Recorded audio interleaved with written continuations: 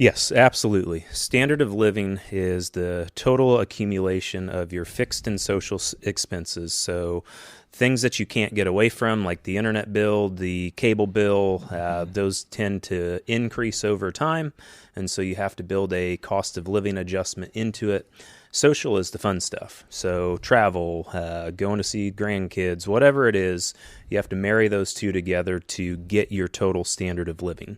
Once you have that dollar amount figured out, then you can figure out how you use your assets to get yourself to maintain that standard of living, or income sources to help you maintain that standard of living. I have to add this because this is one of the biggest pet peeves I see in our industry is people, when they move into your life after work, and our industry tells people, you've got to be able to replace a certain percentage of your income. And so if you're accustomed to making $100,000 a year, and we say you need 70% of that to meet your needs, that's $70,000 a year.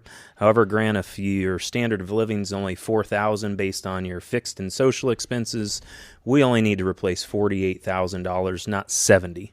And so I just want to set that straight. It is a full replacement of your lifestyle, not income.